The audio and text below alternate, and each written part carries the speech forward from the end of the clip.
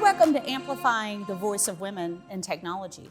I'm Shelley Simpson, our Chief Commercial Officer and President of Highway Services at J.B. Hunt.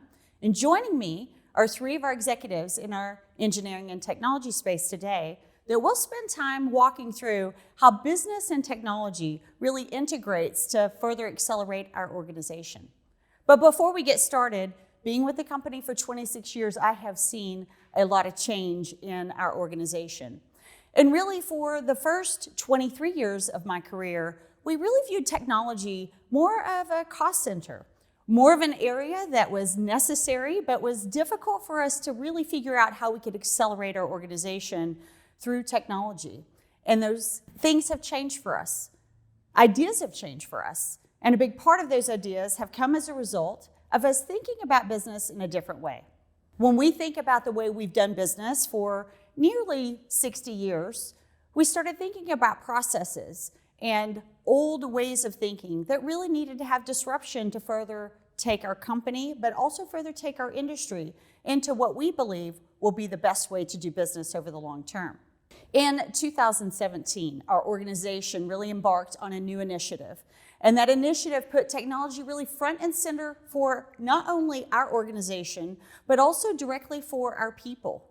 And we really started with, internally, how we could think about disrupting those old business practices to really push our company forward. As we started thinking about disruption, we started saying, what are ways that we could disrupt ourselves and disrupt the industry that would really take us to the next level? And we really stayed on that theme, and one of the ways that we came to that was through technology. And we introduced a new initiative in our organization by investing $500 million in technology over the next 5 years. We also launched, the exact same month, our brand new commercial product called J.B. Hunt 360. And that's really digitizing the way we do business. It's not taking people out, it's accelerating our people by using that technology. And as we took our teams through disrupting ourselves, we really asked them to think about, when you think of disruption in a different way from a business perspective, how can you allow technology to be a part of that answer? The second component that we really thought through, and we really call this our cycle of innovation, was really how do we individually adapt to that disruption that we want to take our company through and also the industry through. And that's not just individual, but also anyone that's doing business with us is adapting at a different speed, a different change for them individually. And so that takes some time for everyone to understand, how does disrupt affect me? How does technology impact me? And what can I do about that in adapting to that new way of doing business? And finally, our third phase of the cycle of innovation that we're in today is called Accelerate. And in February of this year, we actually hosted our sales summit, and that was our theme, was Accelerate. We took our entire organization through understanding we had gone through the disruption part of our cycle of innovation. We had worked through adapting, and it was time for us to accelerate the organization. And wow, did we not pick that we would be going right in the middle of the pandemic that we're in. It actually wound up being probably the best theme we could have come up with for this year. Because you see, COVID for us has really accelerated our organization. It's accelerated our need to disrupt. It's accelerated our need to change and what we can do to further take the organization, our customers, and people that do business with us on this journey that we're on to further revolutionize the organization. Now, we have a new mission statement inside our organization as well that we rolled out in February. And our mission statement really was themed from the work we've done with technology through our J.B. Hunt 360 platform. And our mission is to create the most efficient transportation network in North America. And that's a really big mission. That's much bigger than just J.B. Hunt. That mission is really there for the industry, how we disrupt and we adapt and we accelerate the supply chain really into a better way to do business. And you know, that's not an idea we could have done alone. And I talked you through that we invested $500 million. We made that commitment. We're in year 3 of that. But part of that commitment didn't just come with dollars. It also came with people. And we had a huge commitment as an organization to think about our technology in a different way. And to do that, we really had to start with a new chief information officer. As our old chief information officer was really retiring, we started thinking about, well, what do we need to really take ourselves through that cycle of innovation?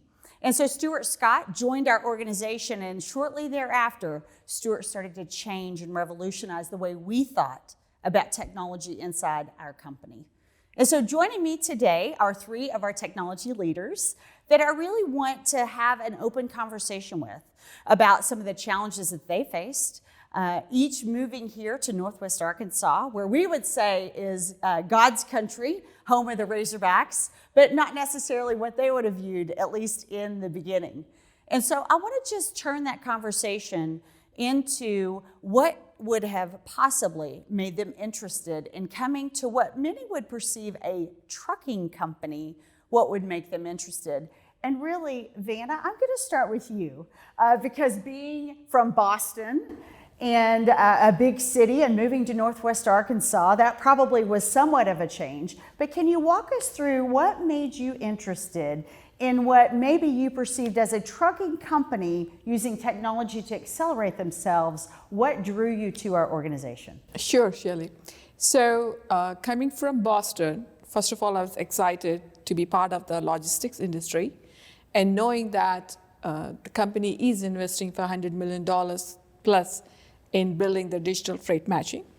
So I would like to repeat the story of the digital journey. Coming from financial services and automotive and travel industry, next 5 to 10 years is a major disruption. This will change the whole supply chain industry. So as part of that, I joined the best of the best in the industry, and to continue and enable the JB Hunt and how to externalize the digital platform, which was used for worth of 59 plus years of the knowledge of the logistics industry. We are externalizing that to the carriers and the shippers.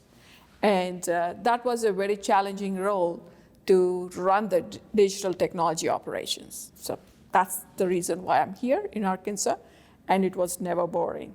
Every day is brand new challenge, but we are up to the mark right now. And Vana, you're not boring. I will say that. And Vana, you do challenge us. And I love that thought process that you have when you said the best of the best. We certainly think that we're hopefully in the hunt for that, but I appreciate your feedback on that. And so, Margaret, I want to turn it over to you because you came from Seattle in big companies, and here you come to, we're a Fortune 400 company, maybe not as big as some of the companies you've been at. But if you could walk us through the journey that you've been, as you've come into the organization, really starting in engineering for us and then moving over into the technology space and applications development. Can you just walk us through what interested you about joining JB Hunt? Yeah, so as you mentioned, my background was originally, I grew up in General Electric back in the day under Jack Welch. And so when that was the place to be, and started out there in manufacturing, moved into financial services. I spent some time with one of the leading banks in the United States, and then ultimately was at Microsoft for a number of years before I came over to JB Hunt. And I got to tell you, what attracted me to JB Hunt, what attracts me to any company, is a vision, is really having something aspirational that is a step function, vision, creation, plan for the company that exceeds what that company can get to, right? They don't exactly know how they're going to get from point A to point B, but they know it's out there and they're going to go for it. And that's beyond exciting. And that's what JB Hunt laid out. And that was absolutely what attracted me.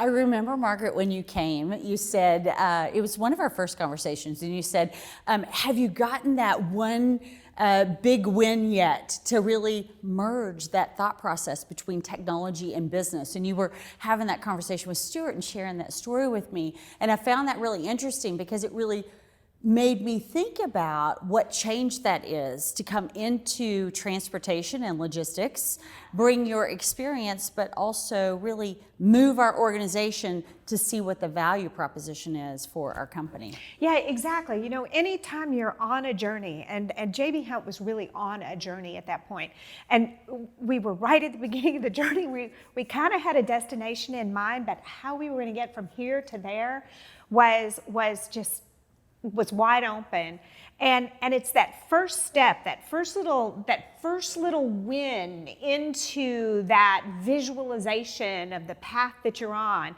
And so being able to, and one of the other things that's really important in that is to be able to chunk that up and to be able to take a step forward, get a win, market a win, land that vision, and other people will start to come with you, and you can take the next step and the next step.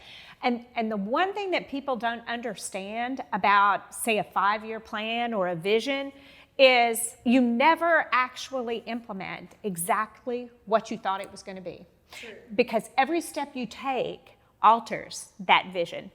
And so one day you wake up and you're there, but it's not where you thought you were going to be.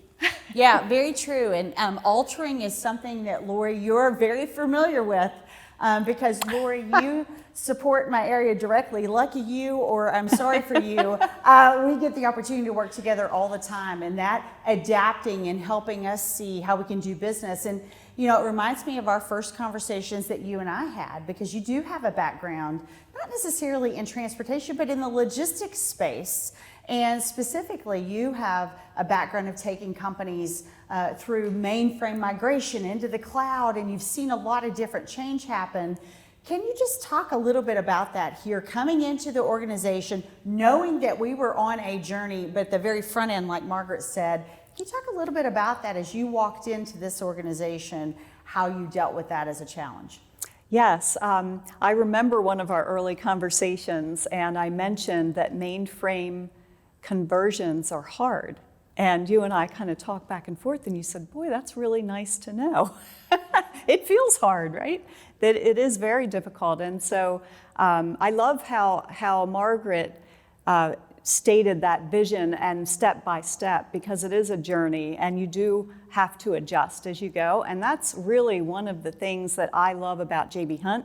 And it's something that appealed to me in coming here to Northwest Arkansas, is that we are so operationally excellent, and we're also extremely adaptable. And I see your business units calling plays every day based on what the market's doing. And to me, that once we get that tech figured out, we'll be unstoppable. It is such a great, compelling vision here at JB Hunt that I'm just so excited to be part of. Yeah, you talked about adapting, and that is something we have had to do, especially for people like me that have been in the organization for so long. You know, how do we adapt? And there's often this back and forth between technology leaders and business leaders. How do we create the right value? And so we talk about that 500 million, Vana, you want us to do more than 500 million. And that's because you have these big ideas. But you know, the challenge that we have as an organization is, you know, we are a publicly held company that also has to deliver financial results, but we have these big ideas that cost a lot of money, and we don't always get those right. And maybe walk us through a little bit of that journey that we've had together on some things that we did right and some things that really didn't go as planned.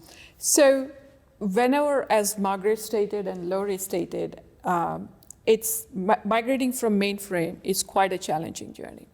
However, we are not just doing that, as you stated. We are also building the JB Hunt 360, and that platform is getting utilized by our external customers. So it is the transitioning into operating internal platforms to externalizing platforms, and the way Lori mentioned, operations, business operations is the best logistics industry point of view. Now the technology operations have to match, collaborating with the business operations. And that was quite a challenge for last 2 to 3 years, especially my department is completely focused on being transparent, ensuring the stability, reliability, resiliency point of view. At the same time, we have to continue to invest in the cutting edge technologies, because of the way we are disrupting and the way we want to do the connected supply chains, we are dealing with the big shippers, big suppliers. So we need to continue the journey, we need to continue the investment, and it is okay to fast fail. That is the very definition of the digital transformation, is we need to fast fail, we need to learn from it. Of course, we need to manage the risk. At the same time, we need to learn from it and adapt. All these things, and the culture came along with it. Just in the last 4 years, I've seen at J.B. Hunt, we are not stickler about, we failed at this. We are like forgetting fast, and we are learning from it, and we are doing it. And the COVID has proved that again and again, is how well we have adapted. And whole organization and the entire culture. So it is difficult when we are in the middle of the journey, it is difficult to acknowledge how much we changed, but from the outside looking into it, the amount of cultural change, technology change, operations change, and the way we are collaborating, I have never seen, even in the financial services industry, in such short span. Yeah, I've seen in the financial industry for the last 10 plus years, but we have seen the tremendous growth in the last 4 plus years. I love what both of you said, because you're talking about that second phase of our cycle of innovation. You both used the word adapt. And I think that's exactly what we're doing, but also that acceleration that you just talked about, Vana. You know, interesting to me, Margaret, you talked earlier about how do we create value? And so that push and pull on the P&L, none of us here want to spend a lot of money and not get great business value out of that. How do we do that together, not separated between your building and our building, or vice versa? How do we do that? Mm-hmm. Yeah, so that's a constant challenge when you're in the technology organization. So if you really think about what technology does for a business, technology takes what humans do and amplifies it. We find the best decisions that the business can possibly make. We find the new markets that our business wants to get into, and we figure out how to amplify that through the speed of transactions, through the speed of looking for new opportunities in a particular market. And so technology is all about how fast can we go, right? And so there is a plethora of places within a business that you can apply technology. And so being able to parse through those and actually evaluate where you want to put your money.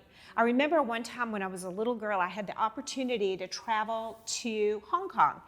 And I had $100 with me, and I went into the markets in Hong Kong, and I realized really quickly that everything was so cheap. I could have anything I wanted, but I couldn't have it all.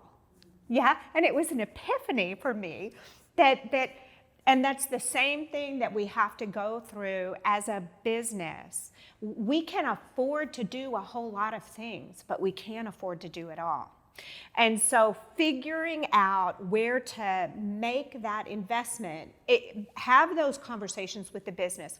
Where are we going to get the payback if we invest in modernizing or in automating specific areas of the business? Where is the business ready to accept the automation and to use it fully? So there's a commitment we have to make, and we have a process, as you know, within J.B. Hunt called Elevation. And we come together as technology leaders and business leaders, and we say, if we're going to make this investment, the business comes forward and says, this is how I plan to adopt it and monetize it. And we get a firm handshake in terms of what it is we're going to deliver and how we're going to consume it and absorb it as an organization. And we have to make those decisions every day, because we can have just about anything. We just can't have everything. So I'm going to be asking for the Hong Kong price tag. I like that. I like that, Margaret. 'Cause I got a lot that I do want on the business side. But Lori, one thing that we've really worked on, and you have a great background in this, is we have all these big ideas together. We want to go do it, but we don't need to do all of it internally. And you really led our effort on some of the work that we're doing from a science perspective, really blending maybe a vendor that's much better in a specific area with our own internal teams. Can you talk about that thought process that you have and that you brought here to J.B. Hunt? Sure, it's all about finding the most impactful work. And so to echo what Margaret was saying, we want to find the work that will give the business the most impact at the lowest cost and as fast as possible, because we want to get this stuff done quickly. And so when we're assessing projects and how are we going to tackle this, find this solution, we're very quick to say, okay, well, this is the need. Do we have those skills yet in-house? And there have been times when we haven't, and then we've gone to partner with outside firms to put together the best A team to get that particular solution created. What's really important through that is the business collaboration, though, and that's what I love about what we've structured over the past year and a half. We have such great business engagement. And when I think about how we're doing our new brokerage system and just how those teams have come together to work through that, it's really being driven by the business in terms of creating our new brokerage operating system in the best possible way to not only automate what can be automated, but also help our employees be smarter, which is a great way to go. So we've talked about JB Hunt 360, but what exactly is that? You see, in 2014, we wrote a white paper called 660 Minutes. And in that paper, we described exactly what a driver does in their 11 hours of driving every single day. What we found was nearly 1/3 of all hours available were completely wasted every single day for nearly 3.5 million drivers. You see, when I talked about disrupt, see, that's exactly what we need to do, is disrupt the way we've done business that allow for that much inefficiency in the network. You see, if it were you or I, we wouldn't stand to have 1/3 of our day completely wasted. But yet in a truck driver's life, that happens on a regular basis. So we started evaluating where the waste was at in that 1/3 of the time. And we really started to say, okay, can we put people to it, process to it, or technology? And what we found is we really needed to do all three. But the greatest opportunity after we had people and process was around our technology. And that technology really created the vision that we had that we now call JB Hunt 360. And what JB Hunt 360 does, think of a simple way for you to connect all shippers and all levels of capacity in one single platform, all digitally, at really a fingertip, a push, something simple, less friction. We believe that there's at least 1 hour that we can give back to 3.5 million drivers every day to drive more, make more money, or just spend less time out on the road. You see, that's what JB Hunt 360 is doing. That's why we created our mission statement, to create the most efficient transportation network in North America. And so 360 for us has become front and center, but I'm really talking about it from an externalization perspective because that's my role, is to commercialize our technology. But when we think of technology, we're growing as an organization. I talked you through that technology will come front and center in our growth plan, but that will accelerate our people. See, since 2017, when we launched JB Hunt 360, we've actually added people. And that's because we have to solve more and more problems on behalf of our customers. And so technology is just speeding us up. That accelerate part of the cycle of innovation, that's what's happening for our people as well. And so we believe that JB Hunt 360 will revolutionize the way business moves in North America and possibly the world.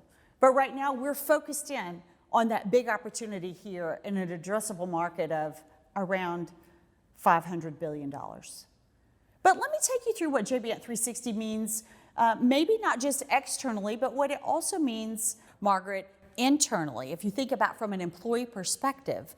And so can you walk us through, if I'm a JB Hunt employee, one of the 30,000 employees that use our system, walk us through what JB Hunt 360 means to them. Yeah, so, and just going back to the formula that you used early on in terms of disrupt, adapt, and accelerate, 360 as a platform is our opportunity to drive that within the company with our own employees and how they do their jobs. Going back to the example that you gave early on about how many minutes in the day the drivers actually have to be productive, as opposed to, say, the 1/3 of their time that they've lost or is wasted. Being able to put numbers on things and measure things is a huge part of disruption, right? That is and in fact, as soon as we think we're operating well, we should go in and mix up how we measure things, just like you did. That is disruption, to look at the same problem a different way or through a different lens. So if you think about the 360 platform for our employees, we can do that not only for drivers, but we now do that for all of our employees across J.B. Hunt. We look at every one of our processes and how much of those processes are automated in terms of, does our employee have exactly the information they need at their fingertips at the point in time that they need to make that next decision? And in some cases, can we even help them make that decision within the platform? So that's all about using 360 to help us disrupt how our employees are doing their job, give them more productivity. Adapting is making them comfortable with that, right? All of a sudden, the system is telling them, I want you to make this decision right now based on all of these things that I can see instantly because I'm technology, right? And I'm putting it in front of you, and you can override me, but I'm kind of telling you what I think the right answer is. And that takes a lot of change management and adapting. But if we do that, if we're able to reframe the problem, help put information in front of people and get them to adapt to that new information, the accelerate then really comes. Now we have a group of people that are, in the case of our drivers, 1/3 more efficient. In the case of some of our employees, they could be tenfold more efficient. And by being tenfold more efficient, think about all the incremental business that we're going to go after, all of the opportunity we're going to use that in that capacity to help go after new markets.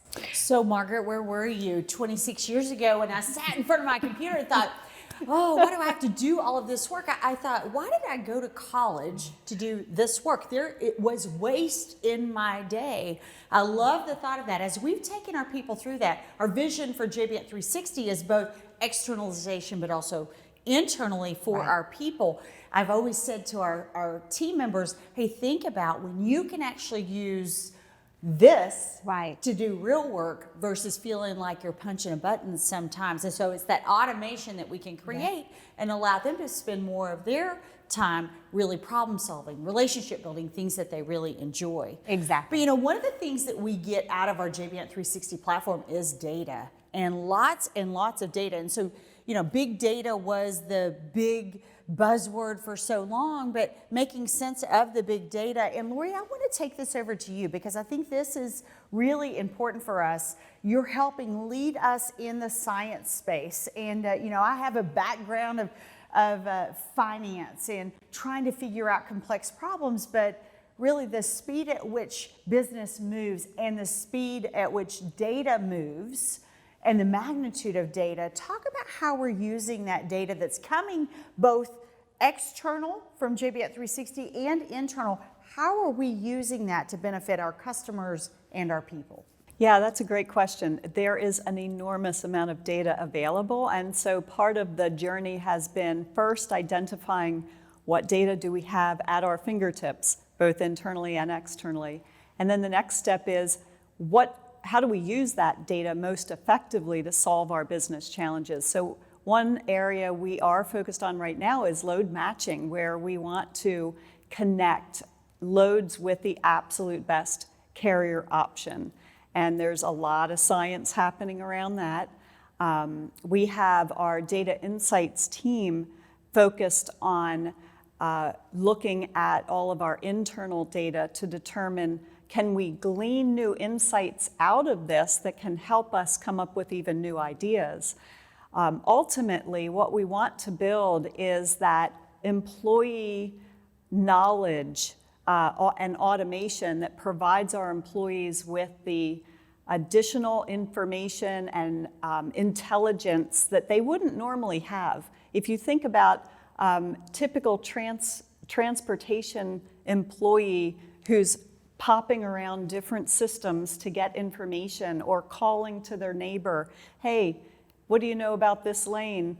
We want to put as much information as possible at our employees' fingertips so that they're making the most informed decisions on a daily basis. I know our operations teams are really excited at the very front work that they're seeing, exactly doing what you just said. They're actually coming up with those things, like what else can we incorporate? How do we really aggregate the information so that when we do need an employee to actually problem solve, that they have all of that there for them.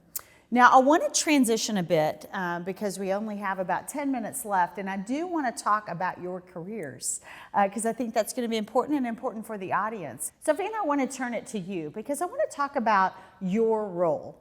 I think is very different and unique for not only our organization, but also from a technology perspective. Can you give us more as to what your job title is and also your responsibilities? Sure. My role is SVP of Technology and Operations. I own the responsibility for infrastructure, 24/7 operations, security, data, and the DevOps and the quality of the operations. Pretty much my job is to ensure whatever Margaret and Lori and Shelley and Stuart dreams up, to ensure that is running smoothly and it is scaling well and it is reliable and it is secure. As you can see, that cybersecurity is extremely critical. So that throws a very interesting wrench into my role. And a lot of people expect to see a man in this role. When Stuart announced that I'm joining this company, the technology vendors were expecting to see a man in the seat, and they were looking around like in the basement like, hey, we are looking for so-and-so, and I have to introduce myself and to say, I'm that person. Then they clearly said, hey, we are expecting a man. So too bad. That's the role. But what excites me, and it continues to be challenging, is to ensure whatever we are disrupting and adapting and accelerating, my job is to follow the business and ensure, take out the waste while we are moving into the cloud technologies or any other cutting edge technologies to ensure that we are running cost optimally, but at the same time scaling very, very smoothly. And that you do very well, Vana. You have taught us a lot about security, more than I ever want to know about cybersecurity, but I do appreciate the work that you do. And you said you were in the basement. We let you out every once in a while, don't we, Vana?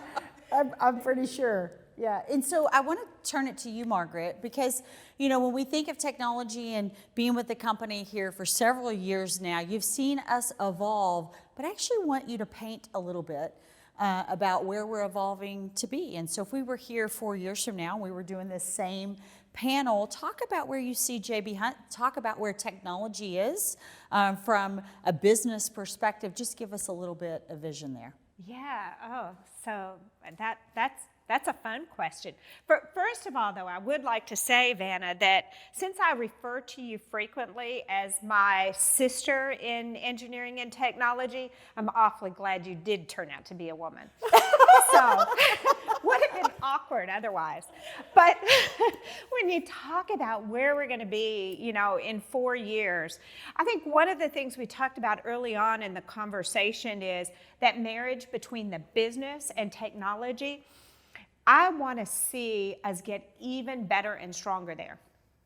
I think that whether you're a technology person with a business mindset or whether you're a business person that speaks technology, we're going to start to get closer and closer and closer together.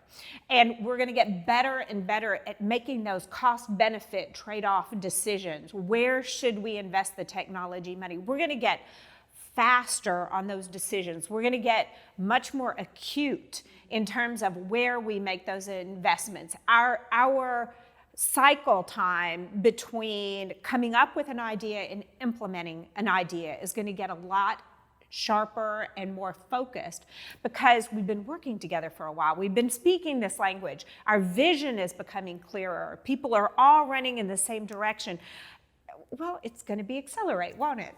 I like that, Margaret. And so I guess in 4 years, I could say this is what we're going to do and the budget and the timeline, and we're going to do that. Yes. I just got your commitment. I like that.